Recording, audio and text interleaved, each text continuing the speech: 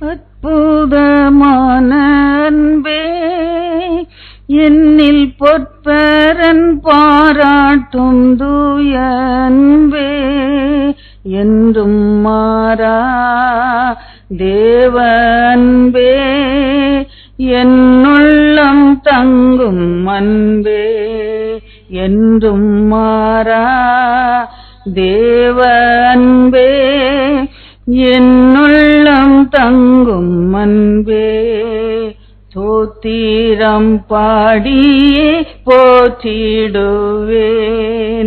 தேவாதி தேவனை, ராஜாதிராஜனை வாழ்த்தி வணங்கிடுவேன். பேசும்படியார் கேட்கிறோம். இயேசு கிறிஸ்துவின் பரிசுத்த நாமத்திலே பிதாவே, ஆமென். உட்கார்ந்து கொள்வோம். சங்கீதங்களின் புஸ்தகம் 2ஆம் அதிகாரம்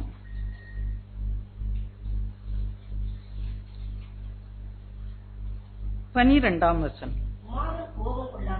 குமாரன் கோபம் கொள்ளாமலும் நீங்கள் வழியிலே அழியாமல் இருக்கும்படிக்கு அவரை முத்தம் செய்யுங்கள். கொஞ்ச காலத்திலே அவருடைய கோபம் பற்றி எரியும். அவரை அண்டிக் கொள்கிற யாவரும் பாக்கியவான்கள். ஹல்லேலூயா. குமாரனை அண்டிக் கொள்கிற யாவரும் பாக்கியவான்கள். ஹல்லேலூயா. நம்ம இந்த பாக்கியத்தை தேடிதான் இந்த உலகம் இன்னைக்கு ஓடிட்டு இருக்குது. ஏதாவது ஒரு நன்மை கிடைக்காதா? ஏதாவது ஒரு நல்லது நடக்காதா? ஏதாவது ஒரு ஆசீர்வாதம் கிடைக்காதா? இன்றைக்கு வேதம் நமக்கு அருமையான வழிமுறைகளை காட்டி கொடுக்கிறது. இந்த குமாரனை அண்டிக் கொள்ளும் போது நம்ம பாக்கியவான்களாய் இருப்போம். ஹல்லேலூயா. கரங்களை தட்டி கர்த்தரை மகிமைப்படுத்துவோம். ஹல்லேலூயா. குமாரனை அண்டிக் கொள்ளுகிறவர்கள் யாவரும் பாக்கியவான். இன்னும் வர்ற நாள்ல அங்கே சொல்லப்படும் பெரிய ஒரு யுத்தம் நடக்க போகுது. குமாரன் ராஜாதி ராஜாவாய் வருவார். அவர் கோபம் கொண்டா அழிந்து போவோம். யார் மேல கோபம் கொள்ள மாட்டாரு? அவரை அண்டிக் கொள்ளுகிற மேல அவர் கோபம் கொள்ள மாட்டார். அவர்ல அன்பு கூறணும், அன்பு கூர்ந்து அண்டிக் கொள்ளணும். அப்ப நம்ம பாக்கியவான்களாய் நம்மை அப்படி சமூகத்திலே என்று வைத்துக் கொள்வார். இயேசு அண்டிக் கொள்வோமா? அண்டிக் கொள்வோம் என்று சொல்லும் போது தமிழ்ல நம்ம இப்படி வழங்கி கொள்வோம். உறுதியா அவரை பிடிச்சுக்கணும். எந்த சூழ்நிலையிலும் அவரை பிடிச்சுக்கணும். கஷ்டம் வந்தாலும் சரி, நஷ்டம் வந்தாலும் சரி. பவுல் சொல்லுகிறாரு, மரணமானாலும் சரி, ஜீவனானாலும் சரி, கிறிஸ்துவின் அன்பை விட்டு என்னை பிரிக்க மாட்டாது என்று நான் நிச்சயித்திருக்கிறேன். உபத்திரவமோ, வியாகுலமோ, நாசமோசமோ, பட்டயமோ, நிர்வாணமோ, எல்லாவற்றிலும் நாம் நம்மில் அன்பு கூறுகிறவர்களாலே ஜெயம் கொள்கிறவர்களாய் இருக்கிறோம். நாம யாரும் ஜெயம் கொள்கிறவர்களாக இருக்கிறோம். எந்த சூழ்நிலை வந்தாலும் அவரை அண்டிக் கொள்ளணும் என்று சொல்லி நம்ம தமிழ்ல கிரகித்துக் கொள்ளுகிறோம். ஆங்கில வேதாந்தத்துல போட்டிருக்கு, அவர் மேல முழு நம்பிக்கையும் வைத்துக் கொள்கிறேன்னா அண்டிக் கொள்கிறேன் என்று சொல்லி. ஆங்கில வேதாந்தத்தை நீங்க வாசித்தீங்கன்னா புரிந்து கொள்வீர்கள். அண்டிக் கொள்கிறேன்னு எப்படி? நம்ம காணாத தேவன், காணக்கூடாத தேவன், சேரக்கூடாத ஒளியிலே வாசமாய் இருக்கிற தேவன், அவரை நான் எப்படி போய் கட்டி பிடிச்சுக்கிட முடியாது.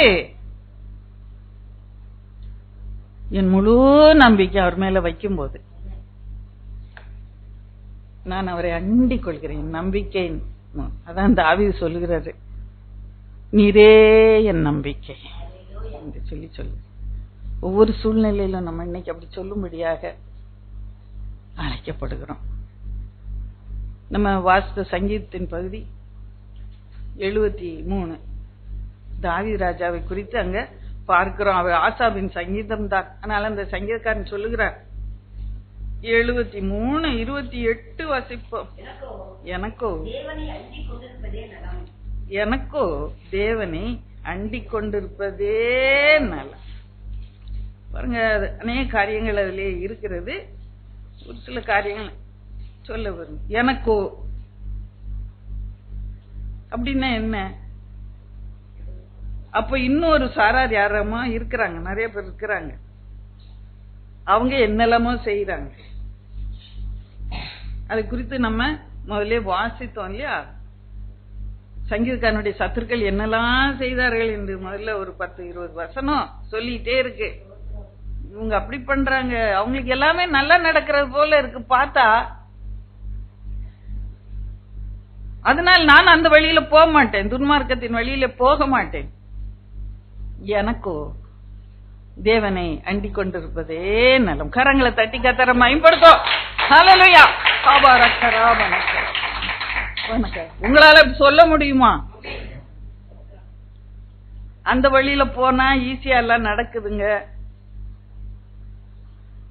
அந்த வழியில போனா கஷ்டம் இல்லைங்க. உலகத்தின் வழி விசாலமா இருக்குங்க, அதுல நிறைய பேர் போயிட்டு இருக்காங்க உலகத்தின் பாதையில. நான் போகிற பாதை கொஞ்சம் குறுகலா இருக்குங்க, வாசல் இடுக்கமா இருக்குங்க, குறுகலான வாசல் வழியா போறேன். ஆனாலும் எனக்கோ தேவனை அண்டிக் கொண்டிருப்பதே நலம். அப்படியான இன்றைக்கு ஒரு தீர்மானத்தை நீங்க எடுத்துக்கொள்ள. கஷ்டமான பாதை, ஆனா அங்க கர்த்தருடைய பிரசன்னம் இருக்கு. நான் அவரை பிடிச்சுக்கிட்டே நான் போய் சேர்ந்தேன். அவரை கையை பிடிச்சு நடத்திக்கிட்டே முடிவிலே மகிமையிலே என்ன ஏற்றுக்கொள், உங்களுடைய ஆலோசனையிலே நீர் என்ன நடத்துவி என்று சொல்லி எனக்கோ தேவனை அண்டிக் கொண்டிருப்பதே நலம். சில இடங்களுக்கு போகும்போது நமக்கு யாரும் தெரியலன்னா கஷ்டமா இருக்கும். சில கல்யாண வீடுகள்ல போனோம்னா யாராவது வந்து தெரிஞ்சவங்க 2 வார்த்தை பேசினாங்கன்னா உங்களோட பேசிக்கிட்டே அப்படியே போய் பார்ப்போம், பொண்ணு மாப்பிள்ளை பார்ப்போம், சாப்பிடுவோமா வந்தோமா. சில இடத்துல ஒருத்தருமே தெரியாது நமக்கு. அப்ப கஷ்டம். நீங்க எப்படி சந்தோஷமா இருப்பீங்களா?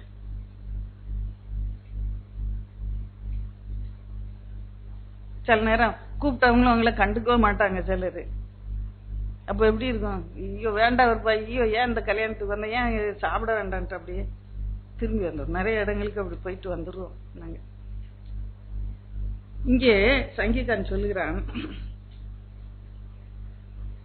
பரலோகத்தில் உண்மை இல்லாமல் எனக்கு யார் உண்டு, பூலோகத்தில் உண்மை தவிர எனக்கு வேற விருப்பம் இல்லை அப்படின்னு சொல்லிட்டு உண்மை அண்டிக் கொள்கிறதான் எனக்கு நலம். இப்ப பாருங்க, பூலோகத்துல வேற விருப்பம் எதனால இருந்தா நிச்சயமாக கர்த்தர் மேலே நம்ம வைத்திருக்க நம்பிக்கை அன்பும் அது குறைஞ்சு போயிடும், கரைஞ்சி ஒண்ணும் இல்லாம போயிடும், டைல்யூட் ஆகி போயிடும். பரலோகத்துல உண்மை இல்லாமல் எனக்கு யார் உண்டு. பரலோகத்துல போனால் பூமியிலையும் ஒன்னும் விருப்பம் இல்ல,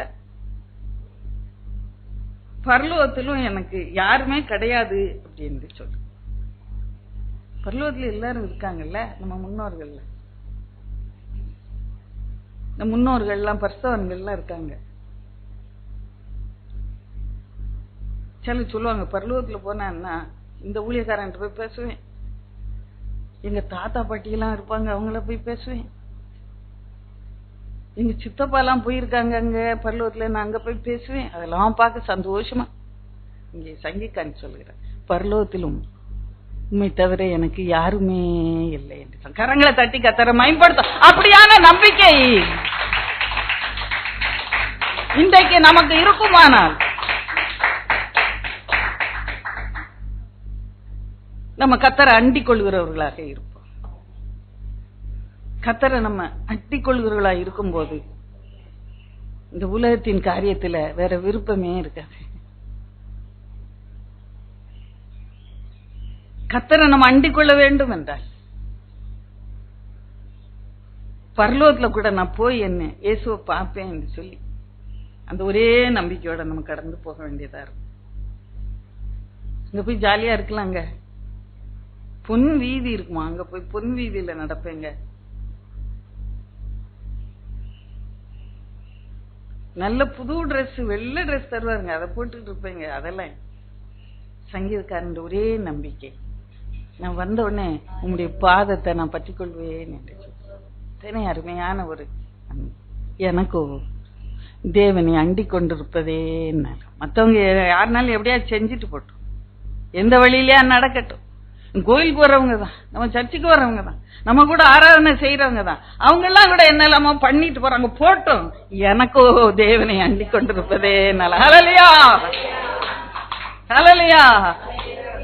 நான் அவரை அண்டிக் கொள்வது ஒன்றுதான் எனக்கு கர்த்தர் இன்றைக்கு கட்டளையிடுகிற வேலையாயிருக்கு. வேற எதுவுமே எனக்கு கவலை வைக்க. அப்படியான ஒரு கட்டத்துக்குள்ளே நம்ம கடந்து வரும். அப்படியாய் வரும்போது கர்த்தர் அந்த காரியங்களை பொறுப்படுத்திக் கொள்வார். அவரே பொறுப்படுத்துவார். ஆலோசனை தந்து முடிவிலே மகிமையிலே ஏற்றுக்கொள்வார். கர்த்தர் அண்டிக் கொள்கிற பிள்ளையை அவர் கைவிடுவாரா? அவர் ஆலோசனை தருவார். இன்றைக்கு அவமானத்திலே நான் கிடந்தாலும் கூட, தூசியிலே தூளிலே கிடந்தாலும் கூட, என்ன அவர் ஏற்றுக்கொள்ளும் போது மகிமையிலே என்னை ஏற்றுக்கொள்ளுவா.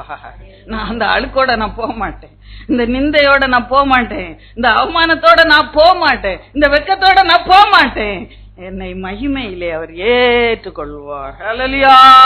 எத்தனை மகிமையான. அதனால்தான் சங்கீதக்காரன் சொல்லுகிறார், எனக்கோ தேவனை அண்டிக் கொண்டிருப்பதே நல்லது. இந்த சங்கீதக்காரன் தாவீதை பார்க்கும்போது 2 சாமுவேல்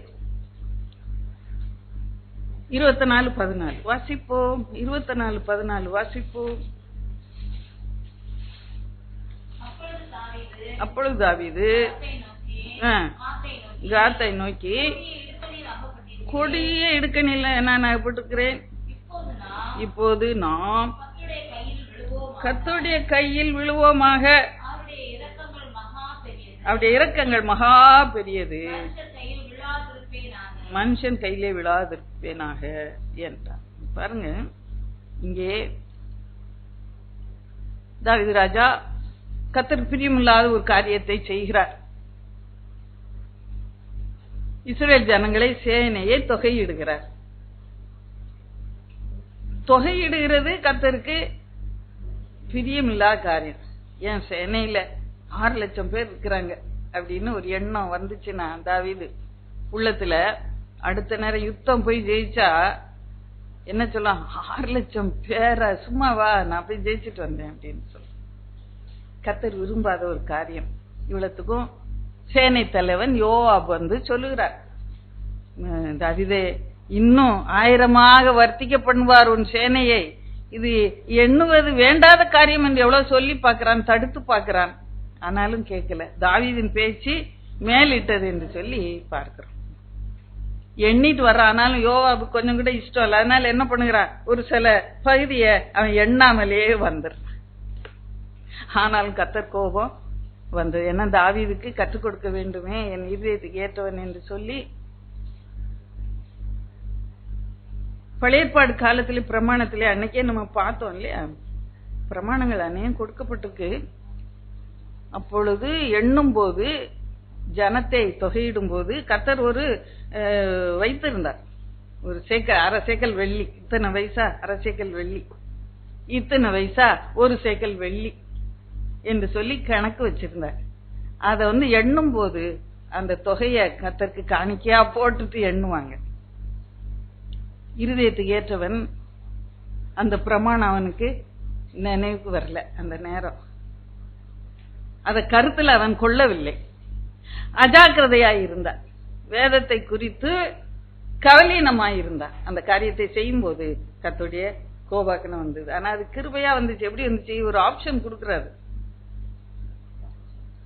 பஞ்சமா, பட்டயமா, அல்ல கொள்ளை நோயா என்று சொல்லி தீர்க்கதரிசி வருகிறார். ஏன்னா அந்த தீர்க்கதரிசி வரும் முன்னதாகவே தாவீது உணர்ந்து கொண்டான். அந்த வசனங்களை நீங்க பகுதியை வாசித்தீங்கன்னா ரொம்ப அருமையாக இருக்கும்.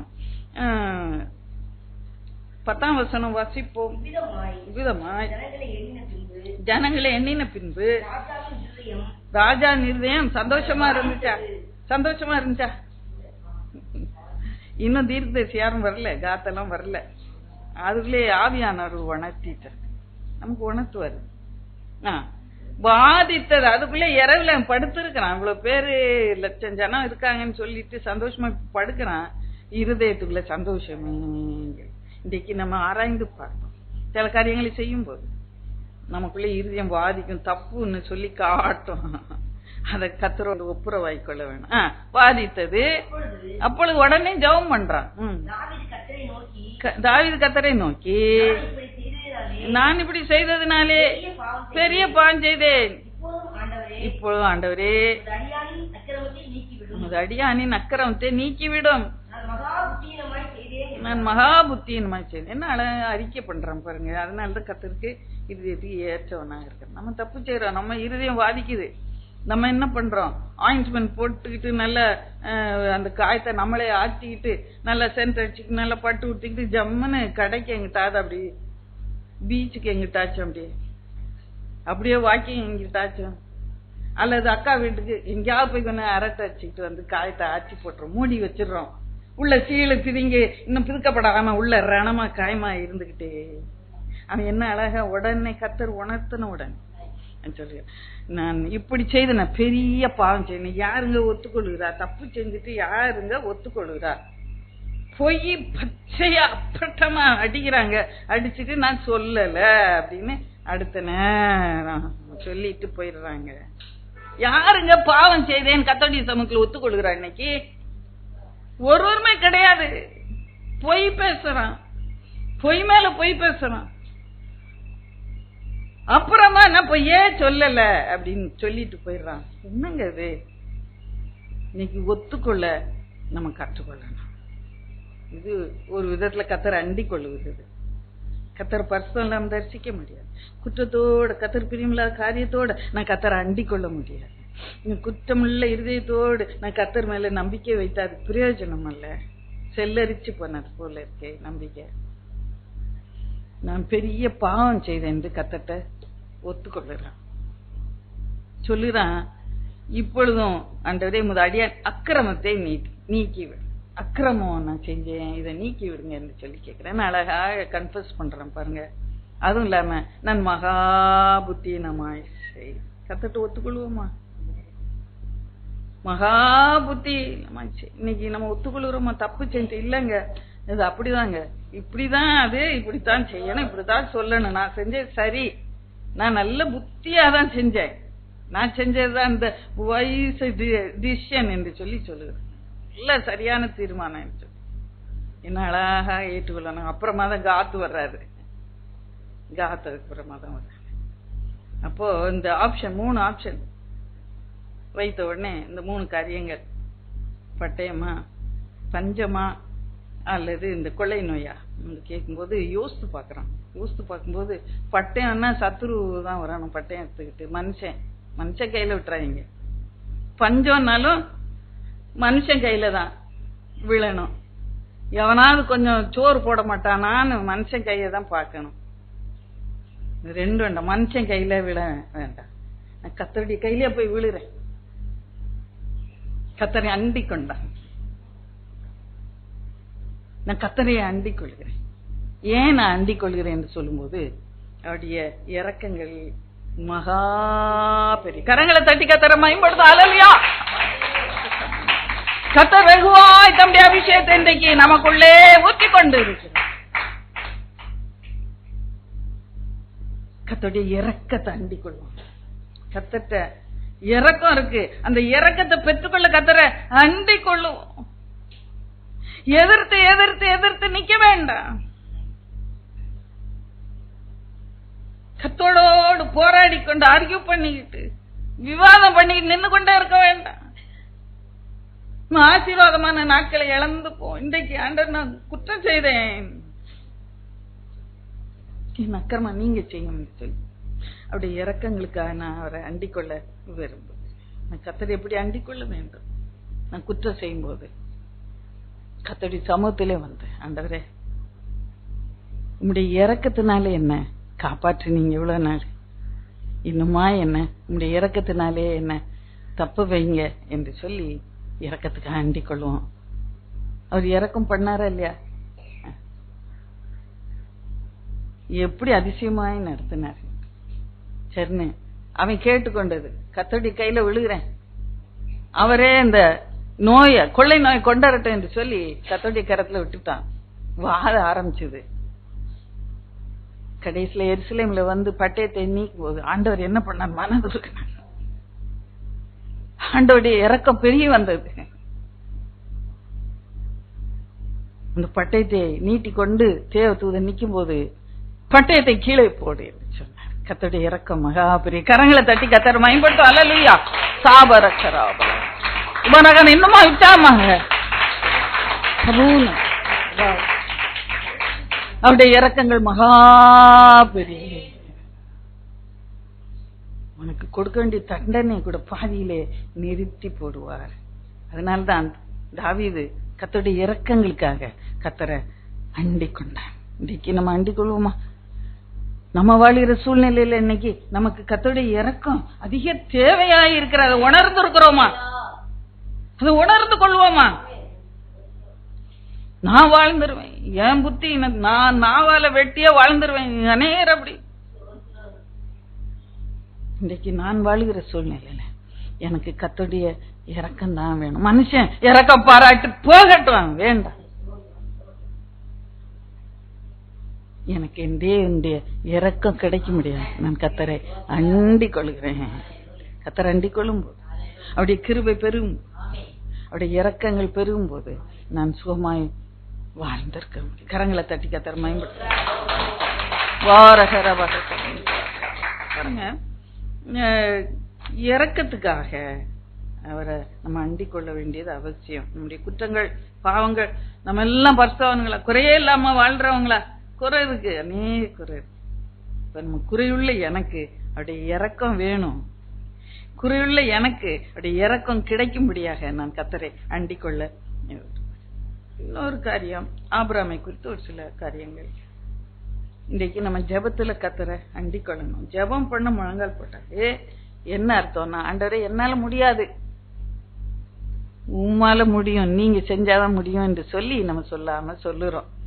ஜெபம் பண்ண முழங்கால் போட்டாலே கர்த்தரை மகிமைப்படுத்துறவர்களாக இருப்போம். இல்லையா? ஜெபத்துல நம்பிக்கை உண்டா உங்களுக்கு? ஜெபிக்கிறீங்களா? ஜெபிக்கும் போது நம்மை தாழ்த்தி அவரை உயர்த்துகிறவர்களாக இருப்போம். அல்லையா? நான் காணக்கூடாது என் தேவனை எப்படி அண்டிக் கொள்வேன்? ஜெபத்தினாலே நான் அவரை அண்டிக் கொள்ள விரும்புகிறேன். ஆதியாகமத்தின் புஸ்தகம் 18ஆம் அதிகாரம் முழுவதையும் நீங்க அப்புறம் வீட்டுல போய் சாவசமாக வாசித்து பாருங்க. அங்கே ஆண்டவர் 2 தூதர்களோடு வானத்தை விட்டு இறங்கி வருகிறாரு. வரும்போது அங்கே ஆபிரகாமை பார்க்கிறோம். பகல் வரைக்கும் நல்ல வேலை 11 வைத்துக் கொள்ளுங்களேன். அது வரைக்கும் அவன் வேலையெல்லாம் வீட்டு வேலைகள் எல்லாம் பார்த்தா. எவ்வளவோ மந்த இல்ல, திரளா இருந்தது. 318 வேலைக்காரங்க இருந்தாங்க. அவங்களுக்கு என்னென்ன வேலைன்னு கொடுக்கறதே அவருக்கு பெரிய வேலையா இருந்தது. இன்ஸ்ட்ரக்ஷன்ஸ் கொடுத்து இதெல்லாம் முடிச்சிட்டு அவன் மந்தைக்கு செய்ய வேண்டியெல்லாம் செய்துட்டு அவன் கூடார வாசல்ல வந்து உட்கார்ந்தான். அப்ப பார்க்கும்போது இங்க 3 புருஷன் நடந்து வருகிறார்கள். டயர்டா இருந்தா நம்ம யாரையாவது வீட்டுக்குள்ள உபசரிக்க விரும்புவோமா? மாட்டோம்ல. நீ பார்க்க யாரோ போறாங்க ரோட்லன்னு இருந்திருக்கு. என்னுடைய கண்கள் ஒரு பிரகாசமான மனக்கண்கள் அவனுக்குள்ளே இருந்தது. கர்த்தரை அண்டிக் கொள்ளுகிற கண்கள். அந்த வனாந்தரத்துல கர்த்தரை நம்பியேதான் வாழ்ந்தான். நம்ம மெட்ராஸ்ல இருக்கிறதுனால எப்படினாலும் வாழ்ந்துடலாம் அப்படின்னு நினைக்க முடியாது. இது ஒரு வனாந்தரமான உலகம். It's not at all friendly, it's hostile. என்னை பொறுத்த வரைக்கும் சென்னை நமக்கு விரோதமாகவே எப்போ செயல்படும். என்னன்னாலும் நினைச்சா சூப்பர் மார்க்கெட்ல வாங்கிக்கலாம், என்னன்னாலும் வாசலுக்கு கொண்டுறான்.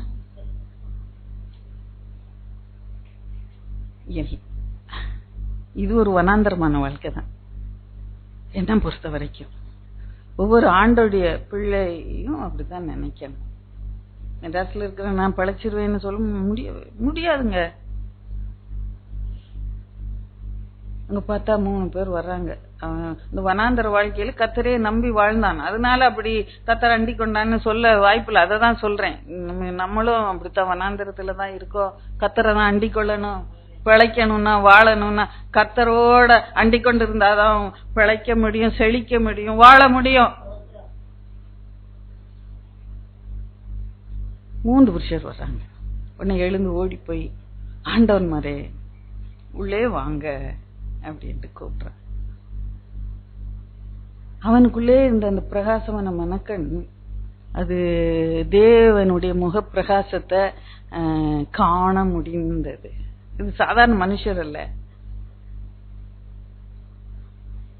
குமாரன் இயேசு கிறிஸ்து இறங்கி வந்திருக்கிறார். மனுஷகுமாரன் இறங்கி வந்தது நம்ம பார்க்கிறோம் மத்தேயுல.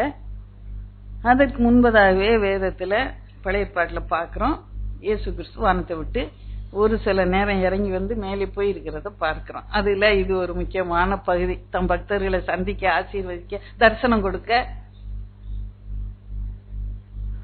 கடந்து வந்தான். வாங்க, உள்ளே வாங்க என்று கூப்பிட்டான். கர்த்தரை அப்படிதான் அண்டிக் கொள்ளணும்.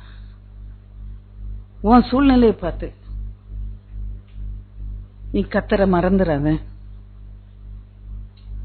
உன் சூழ்நிலை மத்தியிலே நீ கர்த்தரை எப்போதும் வரவேற்கிறவளாக இருக்க, தேவ பிரசன்னத்தை வரவேற்கிறவளா இருக்கணும். ஏன்னா அவரால் தான் காரியம் வாய்க்கணும்.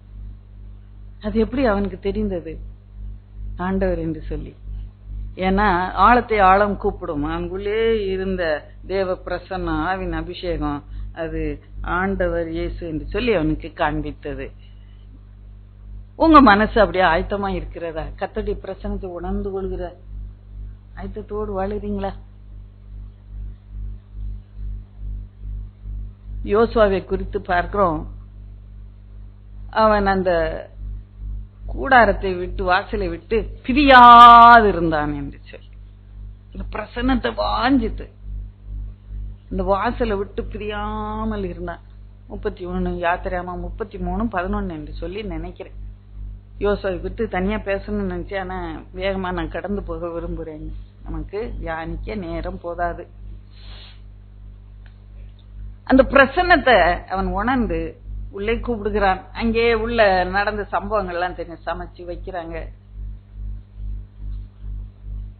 மந்தைக்கு ஓடி போய் ஒரு கந்தை பிடித்து வேலையாள் கையில கொடுக்க, அதை அடிச்சு சமைச்சு, இங்க அம்மா உள்ள உட்காந்து மெல்லிய மாவுல அப்படியாக சப்பாத்தி போடுறாங்க, அப்பம் போடுறாங்க. இதுக்கெல்லாம் எவ்வளவு நேரம் ஆயிருக்கும் கொஞ்சம் யோசிச்சு பாருங்க. நம்ம ஊர்ல இன்னைக்கு போனா கிழக்கண்ணு சக்கு சக்கு சக்கு சக்குன்னு வெட்டிந்தா அப்படின்னு பைய போட்டோம், அவ்வளவுதான். அன்னைக்கு அப்படி செஞ்சிருக்க முடியுமா? ஒரு பகல் முழுவதும் ஆயிருக்கும். நான் ஆட்டுக்குட்டியை தோல் உரிச்சு அதை சமைச்சு வெண்ணெயை கொண்டு வைக்கிறானா, பாலை கொண்டு வைக்கிறானா, அப்புறம் சாரால ஆசீர்வதிக்கிறார். கர்த்தருக்கு செய்யற சின்ன சின்ன பணிவிடையும், கர்த்தரை உள்ள வச்சுக்கிட்டு செய்யற வேலையும் மனப்பூர்வமா கர்த்தருக்குன்னு செஞ்சோம்னா அதை கர்த்தர் அங்கீகரிக்கிறார். சாரால ஆசீர்வதிக்கிறார். 25 வருஷம் ஆயிடுச்சு வாக்குத்தத்தம் கொடுத்து. சாராள் ஏற்ற வேளையிலே உனக்கு ஒரு குமாரனை பெறுவாள், நான் திரும்பவும் வருவேன், நான் திரும்ப வரும்போது அவள் குழந்தையோடு இருப்பாள் சொல்லி ஆசீர்வதிக்கிறார். அவளுடைய மலட்டு தன்மை மாறி போகுது. அங்க சாப்பிட ஆரம்பிக்கும் போது அந்த அப்பத்தையும் தண்ணீரையும் ஆசீர்வதிக்கிறாரு. அந்த மலட்டு தன்மை மாறி போகுது. சாயங்காலம் ஆயிட்டு. அதனால தான் நான் சொல்றேன், இந்த டைம் சாயங்காலம் என்ன பண்றாங்க, அந்த 3 பேரும் வெளியே போறாங்க. 16 வாசிங்க. பின்பு அந்த புருஷர் எழுந்து அவ்விடம் விட்டு சோதோமை நோக்கி போனார்கள். ஆபிரகாமும் அவங்களோட கூட போய் என்ன பண்ணாங்க, வழி விட்டு அனுப்பினார். இன்னும் அழகா இருக்கு பாருங்க, வழி விட்டு அனுப்பணும். நம்ம யார வழி விட்டு அனுப்ப போவோம்? ரொம்ப பிரியமானவங்களை தான் வழி விட்டு அனுப்ப போவோம் இல்லையா? ரொம்ப பிடிக்காத ஆளு, போர் அடிக்கிறாங்கன்னா சரி போறேன்னா சரி போங்க அப்படின்ட்டு டப்புன்னு கதவை அடிச்சுட்டு வந்துருவாங்களதான். எவ்வளவு வாஞ்சியா பின்னாலேயே ஓடி இருக்கான், வழி விட்டு அனுப்ப ஓடினான் அந்த வனாந்தரத்துல. அவரை விட இஷ்டம் இல்ல, அவருடைய பிரசன்னத்தை விட இஷ்டம் இல்ல, அண்டி கொண்டான். அவர் பகல் முழுக்க இருந்தார், பணிவிடை செய்தான், அவர் அண்டி கொண்டான். முன்னால வச்சு பார்த்து அழகு பார்த்து அவரை தூச்சு கொண்டே இருந்தான். இப்போ அவர் போறேங்கிறாரு, விட இஷ்டம் இல்லை, அவருடைய பிரசன்னத்தை அப்படியாக பற்றி கொள்ள வேண்டும், அவனை அண்டிக் கொள்ளணும். அப்படிதான் அண்டிக் கொள்ள முடியும். என் கூட இருங்க ஏசப்பா, என் கூட இருங்க. கேப்பீங்களா நீங்க? இரவும் பகல் காலை மாலை சாயங்காலம் ராத்திரி என் கூட இருங்க. ஏசப்பா போயிடாங்க, என்னை விட்டு போயிடாங்க. அண்டிக் கொள்வோம். வழி விட்டு அனுப்ப போறான். அப்போ அங்க நடக்கிறது உங்களுக்கு தெரியும். நான் செய்ய போறது ஆபிரகாம் மறைப்பேனோ என்று சொல்லிட்டு சொல்லுறேன். நான் அந்த சோதோம் குமாராவை அழிக்கதான் வந்தப்பா. அது கூக்குரல் ரொம்ப மோசமா இருக்கு. அந்த அக்கிரமம் பயங்கரமா வானம் வரைக்கும் வந்து எட்டிட்டு, நான் அத வானத்துல இருந்து அழிக்க இஷ்டம் இல்ல. நான் இறங்கி வந்து அதை பார்த்துட்டு அது உண்மைதான் நான் விசாரிச்சுட்டு அதுக்கப்புறம் எவ்வளவு இறக்கமுள்ள ஆண்டவர். அப்படி சொன்ன உடனே சோதோம் குமாராவை அழிக்க போறேன் அப்படின்னு சொன்ன உடனே ஆபிரகாமுக்கு அங்க ஒரு சிக்னல் டங் டங் டங் டங் டங் அடிச்சுது. என்ன? ஐயோ என் தம்பி.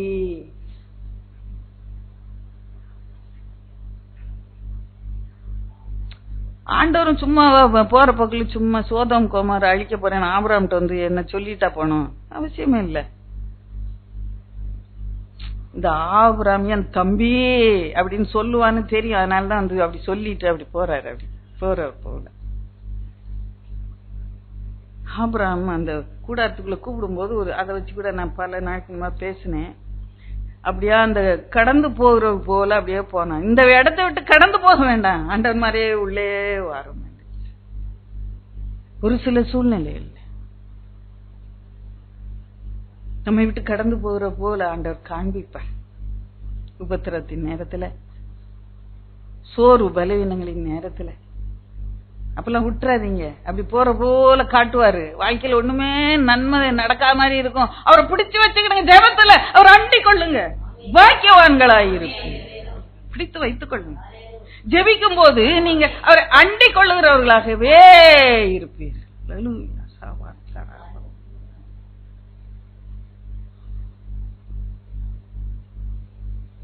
அப்போ ஜெபிக்க ஆரம்பிக்கிறான். லோத்தை தப்பிச்சிருங்கன்னு சொன்னா நான் இல்ல. ஆண்டவர்ட்ட எவ்வளவு நேக்கா கேட்கிறேன் பாருங்க.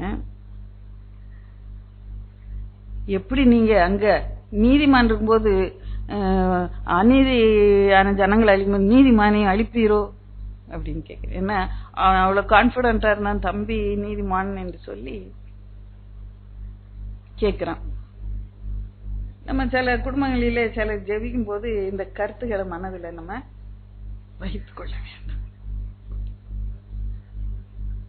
அவன் சொல்ல சர்வ லோக நியாயாதிபதி நீ நியாயம் செய்யாமல் இருப்பீரோ அப்படின்னு கேக்குது. எப்படி நீங்க நீதிமான் அழிப்பீங்க ஆண்டவரே?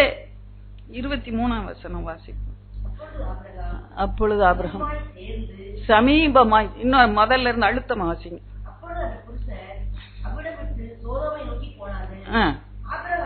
ஆபிரகாமும் பின்னும் கர்த்தருக்கு முன்பாக நின்று கொண்டிருந்தான். அப்பொழுது ஆபிரகாம் சமீபமாய் சேர்ந்து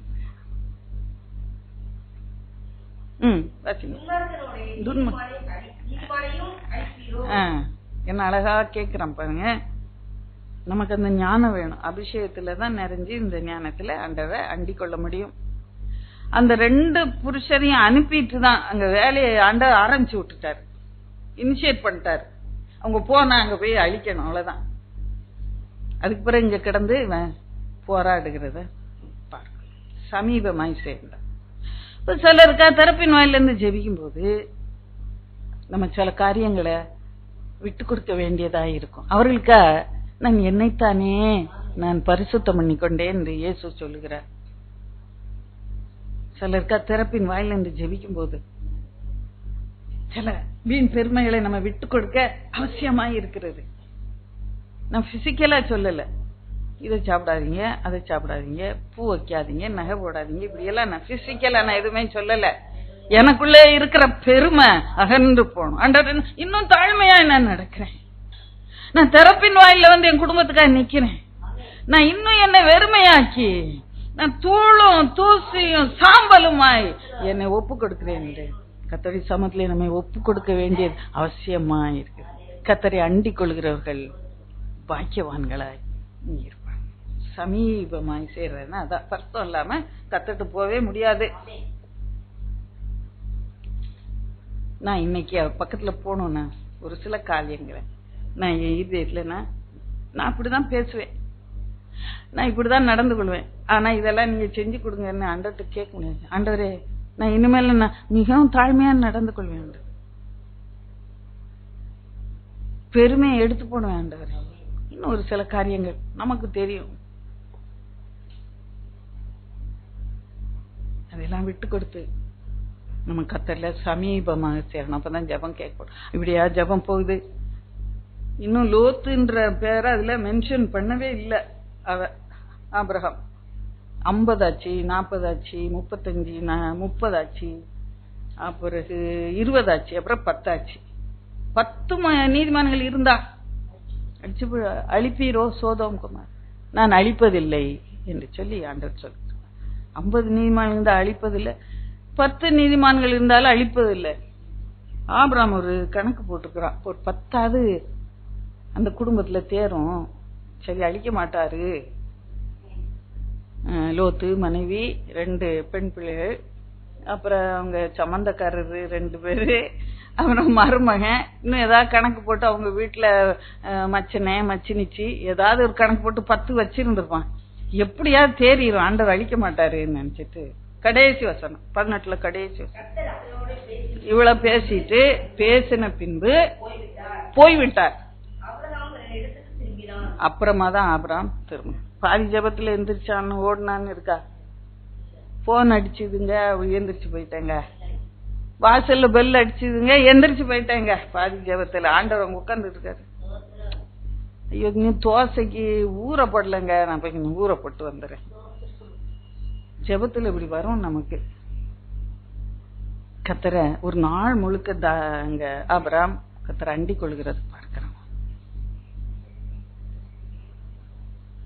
நம்ம அண்டிக் கொள்கிறோமா? அவன் வேற ஒரு வழியும் தேடல. அதை யோசித்து பார்க்கணும். ஜெபத்தை தவிர வேற வழியே கிடையாது. உங்களுக்கும் எனக்கும் உங்களுக்கு காரியம் வாய்க்கணும்னா ஜெபத்துலதான் வைக்கணும். திட்டவட்டமா நான் இன்னைக்கு எழுதி வேணாலும் இவன் வேலை நினைச்சுப்பான், வேகமா நம்ம இவ்வளவு வேலைக்காரங்க ஒருத்தனை குதிரையில ஏத்தி அனுப்பி, லோத்து அப்பா அந்த தூதன் வந்துட்டான், நீ வந்துரு வெளியே அப்படின்னு எதனால சொல்லி அனுப்பணும். வேற வழியே கிடையாது ஆண்டோடைய பிள்ளைகளுக்கு. கர்த்தரை அண்டிக் கொள்கிறத தவிர வேற வழியே கிடையாது. கர்த்தர்ட்ட சொன்னா அது நிச்சயம் லோத்தை காப்பாத்துவார்னு அவனுக்குள்ள ஒரு பெரிய ஒரு விசுவாசம். கர்த்தரை அண்டிக் கொள்களுக்கு அப்படியான ஒரு உறுதியான நம்பிக்கை விசுவாசத்தின் கர்த்தரை அதிகமாக தரும். அடுத்த நாள் என்ன நடக்கிறது என்று சொல்லி பார்ப்போமா? அடுத்த நாள் விடுகிறது. அங்கே 18 பூரா இப்படியாக ஜெபம் பண்ணிட்டாரு. 19ஆம் அதிகாரம் 27ஆம் வசனம் வாசிப்போ. விடிய காலத்தில் ஆபிரகாம் எழுந்து தான் கர்த்தருக்கு முன்பாக நின்ற இடத்துக்கு போய், கொஞ்சம் கிரகிச்சுக்கிடுங்க. அடுத்த வசனம் வாசித்தா இதை விட்டுருவீங்க நீங்க. விடிய காலத்தில் காலையில எந்திரிச்சோன்னு முதல் வேலை என்ன? அங்க போறான், அங்க ஓடுறான். நேத்து கடைசியா கர்த்தருக்கு முன்னாள் நின்று பேசிட்டு இருந்தாலே ஜெபம் பண்ணாலும் அந்த இடத்துக்கு ஓடுறான். ஏன் ஓடுனான்? வாசிங்க. சோதோம் கொமோரா பட்டணங்களின் திசையையும்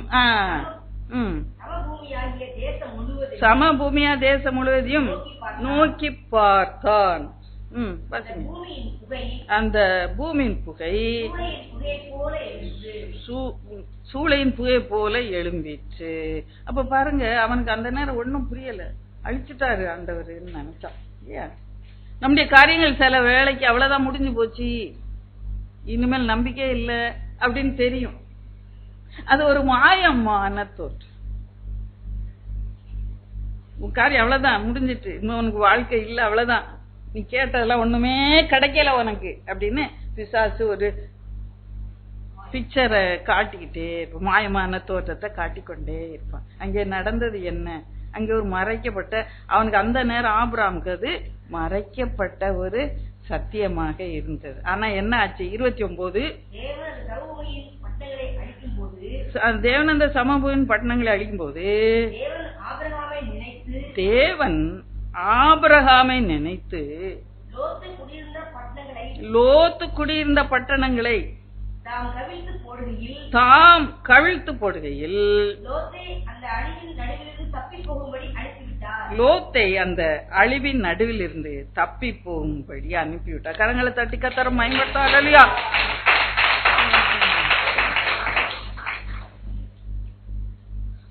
அந்த கருத்தை நல்லா புரிஞ்சுக்கிட்டீங்களா?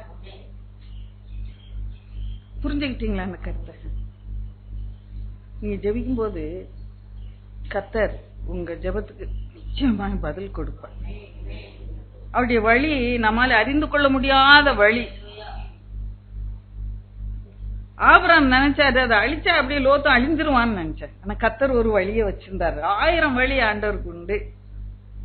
நீ அழிஞ்சு போயிடுவான்னு நினைச்சிட்டு இருப்ப. ஆனா கர்த்தர் 1001வது வழியை திறந்து உன் ஜெபத்துக்கு பதில கொடுப்பார். இல்லையா? அவன் லோத்துனே கேட்கல. ஆனா லோத்துக்காக தான் இப்படி இவன் புலம்பிக்கிட்டு கிடக்கான்னு புரிஞ்சுக்கிட்டாரு. உன் உள்ளத்தை புரிஞ்சுக்கிட்டார். 50 நீதிமான்கள் இருந்தா அழிப்பீரா? 40 நீதிமான்கள் இருந்தா அழிப்பீரா? 30 ஏன் இப்படி கடந்து புலம்புறான்? லோத்து அங்க இருக்கான். அதனால தானே புலம்பு. அது தெரியும் உனக்கு லோத்து தானே வேணும். தூதன் அனுப்பி கையை பிடிச்சி இழுத்து தர தர தர தரம் வெளியே கொண்டு விட்டுட்டார். கரங்களை தட்டி கத்தர பயன்படுத்த இல்லையா? உத்தரமாக உன் ஜபத்துக்கு பதில் உண்டு. நிச்சயமாவே முடிவுண்டு. உன் ஜபத்துக்கு பதில் உண்டு. ஜபத்தை கேட்கிறவ ஜபத்துல கத்தர அண்டி கொள்ளும். சோர்ந்து போகணும். இடைவிடாமல் ஜெபம் பண்ண. ஜபம் ஜபத்துக்கு பதில் உண்டு. நான் அப்படியே ஜெபிச்சுக்கிட்டே இருக்கேனே, ஒன்னும் நடக்கலையே. ஜபத்துக்கு பதில் உண்டு. ஜெபிச்சுக்கிட்டே இருக்கணும். ஜபத்தின் மூலம் அவரை அண்டிக் கொள்ளும். வேற வழி தேடி ஓடாதீங்க. வேற வழியே கிடையாது. இயேசு சொல்கிறான், நானே வழி. வேற வழி அவன் தேடவே இல்லை. கர்த்தர் ஜபத்துக்கு பதில கொடுத்தாரு. கர்த்தர் பெரிய காரியங்களை நம்முடைய வாழ்க்கையில செய்வார். கடைசியாக ஒரு வசனத்தை வாசிப்போம். யோவான் சுவிசேஷம் 6:68-69.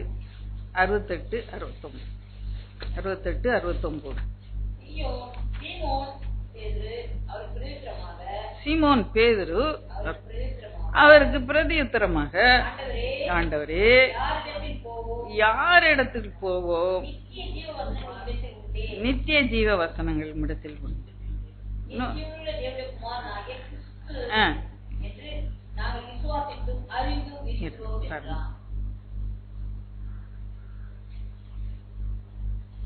ஆண்டவரே, யாரிடத்தில் போவோம்? நித்திய ஜீவ வசனங்கள் உம்மிடத்தில் உண்டு. கர்த்தருடைய வார்த்தையை கொண்டு இயேசுவன் அண்டிக் கொள்கிறத பார்க்கிறோம். பின்னால போக நிறைய வழி இருந்தது. அவர் சொல்லுகிற உபதேசம் கடினமா இருந்தது. என் சரீரத்தை பிச்சு நான் அப்பமா கொடுப்பேன், அதை சாப்பிட்டா தான் நீ பிழைப்ப, நித்திய ஜீவன்.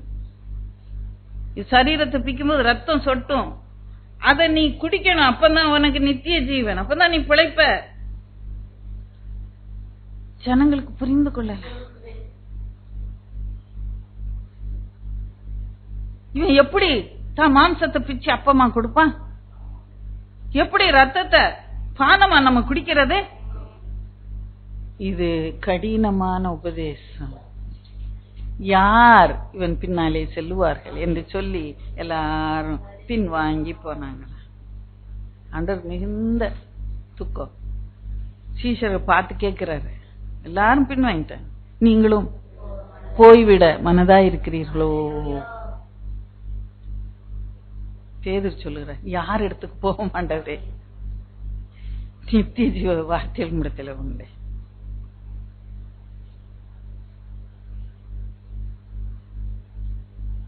இந்த வார்த்தைக்காக கர்த்தரை அண்டிக் கொள்வோம். அவர் சொல்லுகிற ஒவ்வொரு வார்த்தையும் நமக்கு ஜீவனை கொடுக்கும். அதனால தான் வேதத்தை வாசிங்க வாசிங்கன்னு நான் உங்களை கெஞ்சி கேட்டுக்கொள்வேன். தினம் வாசிங்க, காலையில வாசிங்க. நீங்க செய்யற முதல் வேலை உங்க வாழ்க்கையில ஒவ்வொரு நாள்லயும் வேதத்தை வாசிக்கிறதா இருக்கட்டும், ஜெபிக்கிறதா இருக்கட்டும். கர்த்தர் உங்களை நிச்சயமா ஆசீர்வதிப்பார். அந்த வார்த்தையை கொண்டு கர்த்தரை அண்டிக் கொண்டு, பேதுரு இந்த வார்த்தையை கொண்டுதான் அண்டிக் கொண்டார் இயேசுவ. லூக்கா 5ஆம் அதிகாரம் 5ஆம் வசனத்துல பார்க்கிறோம். அப்பொழுதுதான் இயேசு சந்திக்கிறார். சீஷரை ஒவ்வொருவரா சந்திச்சு தன் பக்கமாக திருப்பிக் கொள்கிறார். அங்கே பேதுரு அந்த கடலிலே வலையை போட்டான், ஒன்னும் கிடைக்கல. நாள் முழுக்க முழுவதும் பிரயாசப்பட்ட ஒன்றும் ஆகப்படவில்லை என்று சொல்லி நின்று கொண்டு வலையை அலசி கொண்டு இருக்கிறான். கர்த்தர் அங்கே இருந்து பிரசங்கம் பண்ணுகிறார். பிரசங்கம் முடியுது. கர்த்தர் எல்லாருடைய தேவையும் சந்திக்கிறார். பேதுரை பார்த்து சொல்லுகிறான், வலைய நீங்க போடுங்க என்று சொல்லி சொல்லுகிறான். ஆழத்திலே போடுங்க வலைய. அப்ப என்ன சொல்ல, 5ஆம் வசனம் வாசிப்போம். அதுக்கு வலைய போடுங்கன்னு உடனே சீமோன் ஒரு பதில் சொல்லுகிறான். சீமோனை பார்த்துதான் சொல்ல, ஒன்னும் கிடைக்கல, அலசி எல்லாம் கட்டியாச்சு. அதுக்கு சீமோன், ஐயரே முழுவதும் நாங்கள் பிரயாசப்பட்டும் ஒன்றும் அகப்படவில்லை.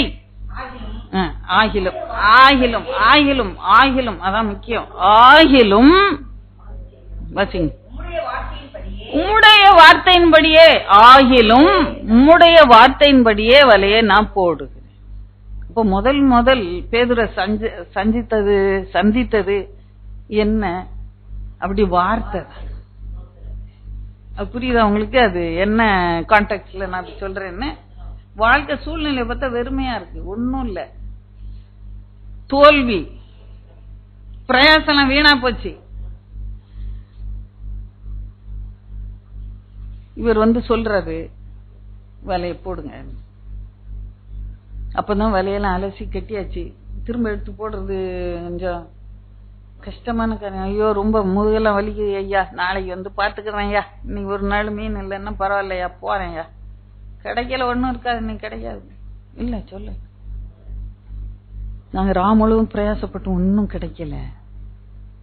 ஆகிலும் உம்முடைய வார்த்தையின்படியே நான் போடுகிறேன். ஆகிலும் உலகம் சொல்லலாம் உனக்கு தோல்வின்னு. ஆகிலும் வசனம் சொல்லுகிறது உனக்கு வெற்றி என்று சொல்லுங்க. வாழ்க்கை சொல்லுகிறது உனக்கு நஷ்டம், தோல்வி, கடன். ஆனா வசனம் சொல்லுது, ஆகிலும் வசனம் சொல்லுகிறது உனக்கு ஆசீர்வாதம் உண்டு என்று சொல்லி வசனம் சொல்லுகிறது. கர்த்தருடைய வார்த்தையை அண்டிக் கொள்ளு. ஏதாவது ஒரு வாக்குத்தத்தம் உங்களுக்கு கொடுத்துப்பார், அதையே பிடிச்சுக்கிடுங்க, விடாதீங்க. காணக்கூடாத தேவனை, இறைவனை நான் எப்படி அண்டிக் கொள்ள முடியும்? அப்படி வார்த்தையின் மேலே முழு நம்பிக்கையை வைத்து நான் அவரை அண்டிக் கொள்ள விரும்புகிறேன் இந்த மத்தியான வேளையிலே. ஹல்லேலூயா. எனக்கு இந்த உலகத்துல ஒரு நம்பிக்கையே இல்லை. இந்த வார்த்தையை நான் அண்டிக் கொள்ளுகிறேன். இந்த வார்த்தையை நான் முழு நிச்சயமா நம்புகிறேன். ஆகிலும் உடைய வார்த்தையின்படியே போடுகிறேன். போட்டான், ஆசீர்வதிக்கப்பட்டானா? வார்த்தையை நம்ப நான் வெக்கப்பட்டு பண்ணானா? இல்லவே. வலையெல்லாம் கிழிஞ்சு போகத்தக்கதா மீன். படகுல 2 படகை கூப்பிட்டு, கூட்டாளிகள் எல்லாம் கூப்பிட்டு, வாங்க வாங்க வாங்க மீன் மீன் மீன் எல்லாம் கரைக்கு வந்துச்சு.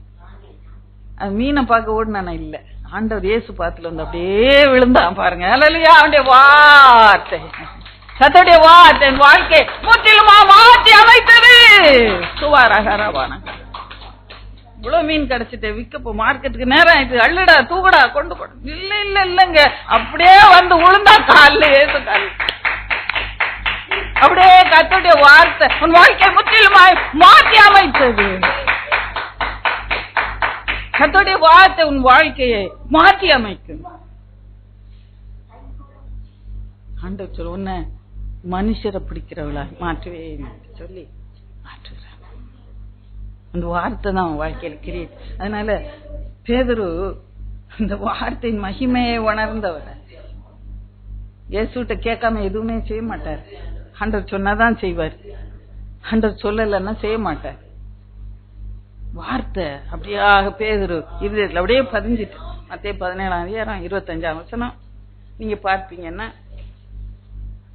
அங்கே வாசிக்க வேண்டாம், நான் சொல்லுகிறேன். இந்த வரிப்பணம் வாங்குகிறவர்கள் பேதுருவ தெருவுல பார்த்து, ஏன்யா பெரிய பிரசங்கம் பண்றீங்களே, உங்க போதகர் என்ன வரிப்பணம் செலுத்துறது இல்லையா அப்படின்னு கிண்டெல்லாம் கேட்டுருந்துப்பான்னு நினைக்கிறேன். அவன் ஏதாவது பதில் சொன்னான், நான் வரிப்பணம் பேசுறேன்ட்டு. நேரா வீட்டுக்குள்ள ஓடி வந்தான். வீட்டுக்குள்ள வந்தான், இயேசு முன்னால வந்து நின்னு இப்படி சொல்லலான்னு பாக்குறான். எப்ப வாசிங்க 25 பேதுரு வீட்டுக்குள் வந்தபோது அவன் பேசுறதுக்கு முன்னமே இயேசு அவனை நோக்கி, வாசிங்க, உனக்கு எப்படி தோணுதுப்பா, பூமியின் ராஜாக்கள் தீர்வையும் வரியையும் பிள்ளைகள் இடத்திலோ அந்நியரிடத்துல யார் இடத்தில் வாங்குகிறார்கள் என்று கேட்டார். வாசிங்க. அதுக்கு பேசுறது அந்நியன் இடத்தில் வாங்குகிறார்கள். இயேசு அவனை நோக்கி, அப்படியானா பிள்ளைகளை செலுத்த வேண்டியது இல்லையே, ஆகிலும் நாம் அவளுக்கு இடரெல்லாம் இராதபடிக்கு கடலுக்கு போய் விலைய தூக்கிட்டு போட்டை தூக்கிட்டு போனாரு. இல்ல இல்ல இல்ல, தூண்டில எத்தனை மீனுங்க கிடைக்கும்? ஏன்னா மனுஷன் பேக் ஸ்லைடர் ரொம்ப லேசு, பின்மாற்றம். திடீர்னு போய் வலைய போட்டு இவ்வளவு மீன் கிடைச்சி அப்புறம் அதெல்லாம் தூக்கிட்டு கடைக்கு ஓடிடுவான். இந்த ஆண்டவர் என்ன சொன்ன, இத தூண்டில போடு, ஒரே ஒரு தூண்டில எடுத்துக்கிட்டு ஒரே ஒரு தூண்டில போடு, அதுல ஒரு மீன் தான் கிடைக்கும். வாசிங்க. உக்காந்து பிடிச்சுக்கிட்டே இருக்காத, நிறைய மீன் கிடைக்குதுன்னு திரும்ப திரும்ப போட்டு போட்டு கூடைக்குள்ள சேர்க்காத, முதல்ல கிடைக்கிற வாசிங்க மீனை பிடித்து வாய் திறந்து பார், ஒரு வெள்ளி பணத்தை காண்பார், அதை எடுத்து எனக்காகவும் உனக்காகவும். என்ன அழகா ஆண்டவர் ஒரு ஆலோசனை சொல்றாரு பாருங்க. கர்த்தருடைய ஆலோசனைகள் அதிசயமான, அதனால அந்த கர்த்தருடைய வார்த்தைக்கு தான் அந்த பேர் ரொம்ப மகிமைப்படுத்தி அதை உறுதியா பற்றி கொண்டான். அதனாலதான் அவன் வாழ்க்கையில கடைசியில அவன் ஒரு பாறையா கர்த்தர், அவன்கிட்ட குறைபாடு இருந்தது, விழுந்து போனான். ஆனாலும் பாறையா, அவன் கற்பாறையா சபைக்கு அஸ்திபாரமாக போட்டு அத்தரவுகோல் எல்லாம் அவன் கையில கொடுத்திருக்காரு என்று சொல்லி பார்க்கிறோம். வார்த்தையை நம்புவோமா, அண்டிக் கொள்வோமா? கர்த்தருடைய வார்த்தையை அண்டிக் கொள்வோமா? பாக்கியவான்களாக நிச்சயமாக. அதனாலதான் ஆண்டவர்கிட்ட ஆலோசனை கேட்கும். இந்த அவன் டாக்ஸ் வந்து பண்ண ஏதாவது ஒண்ணு உருட்டி பரட்டி மனைவிட்ட போய் ஒரு உருட்டு போட்டு, அங்க மாமியார் வீட்டுல போய் 2 அடி போட்டு என்கிட்ட கொஞ்சம் செலுத்திடலாம், ஆண்டவருக்கு உதவி செய்யறோம்னு நினைச்சிட்டு ஏதாவது செஞ்சிருக்கலாம், செய்யல. ஆண்டவர்கிட்டே ஓடி வந்தான். ஆண்டவர் நம்முடைய பிரச்சனைகளை சிக்கல்களை எல்லாம் தீர்த்து வைப்பார். வேற வழியை தேடாதீங்க, கர்த்தருடைய வார்த்தைக்கு நீங்க கீழ்ப்படிங்க. அதே தியானிக்கும் போது உங்களுக்கு ஆலோசனை கொடுத்து மகிமையிலே உங்களை ஏற்றுங்க. பேதுரு கர்த்தருடைய வார்த்தை என்று சொல்லுகிறேன். யார்கிட்ட போவோம்? நித்திய ஜீவ வசனம் உண்டு. அது அந்த வார்த்தையுடைய மகிமையை பேதுரு உணர்ந்தவராய். ஒரு சில காரியங்கள் கடினமாக இருக்கலாம், உபதேசங்கள் கடினமாக இருக்கலாம், ஆனாலும் கூட அந்த வார்த்தையை அவன் பற்றி கொண்டான். நீ ஜீவனுள்ள தேவனுடைய குமாரனாகிய கிறிஸ்து என்று அறிந்தது. இந்த ஒரு இடத்துலயும் சொல்றாரு, அப்புறம் 16ஆம் அதிகாரத்திலையும் சொல்லுகிறாரு. பாருங்க, பேதுரும் கர்த்தருடைய வார்த்தை எப்படி அண்டிக் கொண்டான் என்று சொல்லி அநேக காரியங்கள் உண்டு. இன்னும் ஒரு சில காரியங்கள் சொல்ல விரும்புகிறேன். 8 வாசிப்போம். மார்க் 11:21. சீக்கிரமாய் வாசிங்க. 21:11. பேதுரு என்ன பண்ணானாங்க? நினைவு கூர்ந்து. அதுக்கு முந்தின வாசிங்க. மறுநாள் காலையில அவ வழியா போகும்போது அப்ப வாசிங்க. இனிமேல் என்னத நினைவு கூர்ந்துட்டான்? அது முந்தின நாள் சொன்னாரு, கனி தேடி இல்ல நானே, இன்னி ஒரு நாளும் ஒருவனும் வாண்ட ஒரு கனி கூட சாப்பிட மாட்டான்னு சொல்லிட்டு வந்துட்டாரு. எல்லாரும் மறந்துட்டாங்க, என்னமோ சொல்லிட்டு இருக்கிறாரு ஏசு சொன்னாரு. ஏசு டக்குன்னு சொல்லும் போது நமக்கு புரியுறது இல்ல, கொஞ்சம் அது அவர் அதை கண்ணால பார்க்கும் போதுதான் அது புரியுது. அடுத்த நாள் திரும்ப அதே வழி வராங்க. இந்த பேதுரு இப்படி சொன்னாரு, இந்த மரம் இது என்ன ஆயிருக்கும்னு அப்படியே பார்த்தான். பார்த்தா எப்படி இருந்துச்சு? பட்டு போயிருந்துச்சு. நீ கர்த்தருடைய வார்த்தைய உடனே நினைவு. இந்த மரம் ஏன் பட்டு கிடக்கு? ஏதோ தண்ணி ஊத்தலையோ தோட்டக்காரரு? என்னாச்சு இந்த மரத்துக்கு திடீர்னு? கர்த்தருடைய வார்த்தை இதை செய்தது என்று சொல்லி நினைவு கூறணும். கர்த்தருடைய வார்த்தையை நம்ம ஒவ்வொரு வாழ்க்கையில ஒவ்வொரு சூழ்நிலையிலும் நினைவு கூற வேண்டியது அவசியமா. மறக்கவே கூடாது. கர்த்தருடைய வார்த்தையை மறக்கவே கூடாது. நினைவு வச்சுக்கிட்டே இருங்க. பாருங்க, இன்னொரு வசனம் வாசிக்கலாம். லூக்கா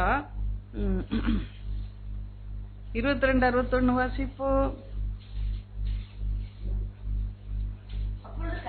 அப்பொழுது கர்த்தர் திரும்பி பேதுரை நோக்கி பார்த்தார். இயேசு எங்க நிக்கிறாரு? கர்த்தர் எங்க நிக்கிறாரு? பேதுரு எங்க நிக்கிறாரு? உங்களுக்கு தெரியும் தானே? விசாரிச்சு கொண்டிருக்கிறாங்க. அவரை கடைசியா சிலுவையில் அறையிற அந்த ராத்திரி நேரத்துல விசாரிச்சு கொண்டு இருக்கிறாங்க. அப்போ அங்க என்ன நடக்குது? அப்போ முதல் நாளே ராத்திரியே சொல்லிட்டார், நாம யாரு உமை விட்டு பின்வாங்கி போனாலும் நான் மறுதளிக்க மாட்டேன், நான் பின்வாங்க மாட்டேன்னு அடிச்சு சொன்னான். அப்போ ஆண்டவர் சொன்னாரு, நாளைக்கு சேவல் முன்னால நீ என்னை அறிந்திருக்கிறத 3 நேரம் மறுதளிப்பன்னு சொல்லிட்டாரு. அந்த நேரம் எல்லாரும் அதோட போயிட்டாங்க. இப்போ அங்க சேவல் கூவுதுங்க. சேவல் கூவிச்சு.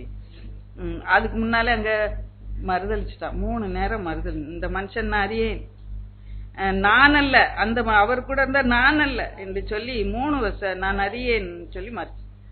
அப்ப சேவல் கூன உடனே ஆண்டவர் என்ன பண்ணாரா? திரும்பி பேதுரை நோக்கி பார்த்தார். அவர் பார்த்த உடனே என்ன பண்ணிச்சா? வாசிங்க போ. சேவல் கூவுக்கு முன்னே நீ என்னை 3 தடவை மறுதளிப்பாய் என்று கர்த்தர் தன்னிடத்தில் சொன்ன வார்த்தைன்னு கூட போடல, வசனம்னு போட்டிருக்கு. அதை நான் எப்போதும் ரொம்ப அட்மையர் பண்ண.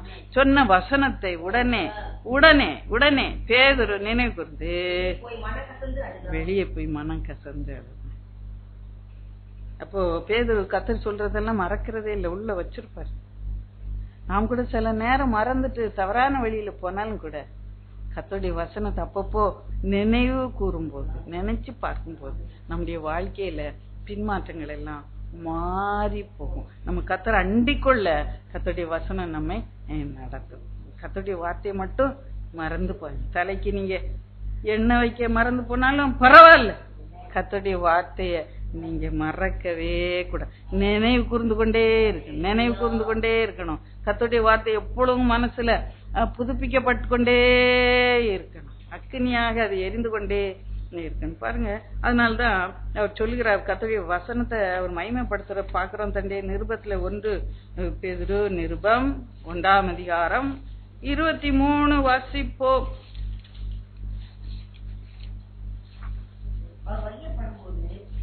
ஒன்று பேதுரு 1ஆம் அதிகாரம் 23ஆம் வசனம். அழிவுள்ள வித்தினாலே அல்ல, என்றென்றைக்கும் நிற்கிறதும் ஜீவன் உள்ளதுமான தேவ வசனமாகிய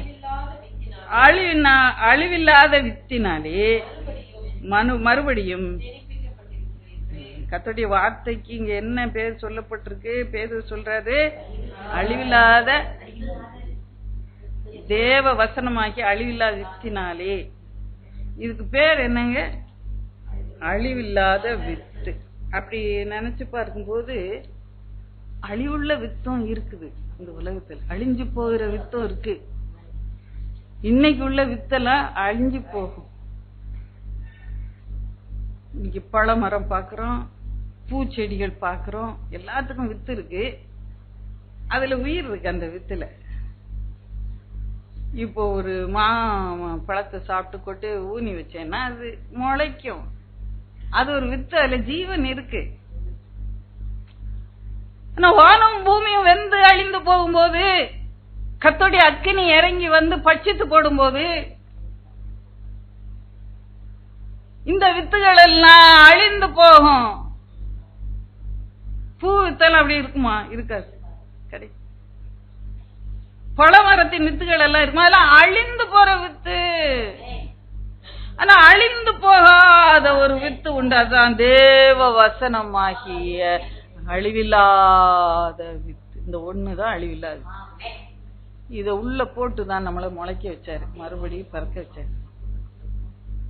பேது அந்த வார்த்தையினுடைய மகிமையை அறிந்தவனாக கர்த்தரை மகிமைப்படுத்துறத பார்க்கிறோம். யார் இடத்துக்கு போவோம்? ராஜா, உம்மிடத்தில் தான் நித்திய ஜீவ வார்த்தை உண்டே என்று சொல்லி கர்த்தருடைய வார்த்தையை அண்டிக்கொள். நமக்கு அந்த விசுவாசத்தோடு அந்த நம்பிக்கையோடு கர்த்தருடைய வார்த்தையை பற்றி கொண்டு இருக்கிறோமா? இல்ல இம்மைக்காக மாத்திர கர்த்தரை பற்றி கொண்டு இருக்கிறோமா? சற்று நீங்க உங்களை ஆராய்ந்து பார்க்க. சும்மா கடமைக்காக நீங்க வெள்ளிக்கிழமை கூட்டம் போனா வேத்து வாசிட்டு போயிடணும். அப்ப இல்ல கேட்பாங்க, அக்கா அங்க கேட்பாங்க, அசிங்கமா இருக்கும், இப்படி உட்கார்ந்து இருக்கணும், யாரெல்லாம் வாசிச்சீங்க, யாரெல்லாம் வாசிக்கலன்னு. டெய்லி வாசிங்க, அப்பதான் உங்களுக்கு ஆசீர்வாதம்னு சொல்லி இருக்கிறாரு, சொல்லி இருக்காங்க அக்கா. அதனால காலையில எந்திரிச்சோடனே வாசித்துருங்க. அதுக்காக வாசிக்கிறீங்களா? அதுக்காக இவ்வளவு நாள் மேற்பூஜா வாசிச்சுட்டு இருந்தீங்கன்னா இன்றைக்கு நான் பட்சமாய் கேட்டுக்கொள்கிறேன், இந்த விசுவாசத்தோட வாசிங்க. இது அழிவில்லாத ஜீவ வித்து என்று சொல்லி அதோடைய மகிமை அறிந்தவர்களாய் வாசி. இன்னும் 1 பேதுரு 2:3 பாத்தீங்கன்னா, களங்கமில்லாத ஞானப்பார். 1 பேதுரு 2:3. இந்த பைபிளுக்கு பேர் என்னங்க?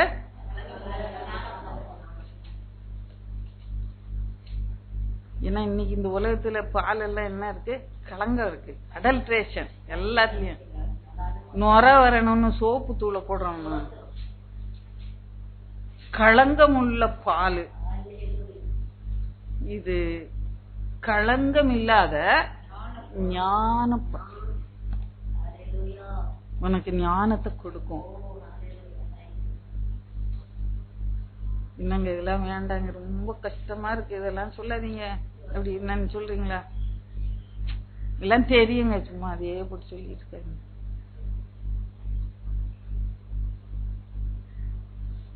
பேதுரு கர்த்தருடைய வார்த்தையை கொண்டு கர்த்தரை அண்டிக் கொண்ட. யார் இடத்துக்கு போகும்? ராஜா, நித்திய ஜீவ வார்த்தை முடத்துல உண்டு. இன்னைக்கு கர்த்தரை எதுக்காக அண்டிக் கொண்டிருக்கு? கர்த்தருடைய வார்த்தைக்காக அவர் அண்டிக் கொண்டு இருக்கிறோமா? கர்த்தர் பெரிய காரியங்களை நம்முடைய வாழ்க்கையில செய்வார். எனக்கோ தேவனை அண்டிக் கொண்டிருப்பதே நலம். ஆமென். ஜெபத்துள்ளாய் கடந்து போய்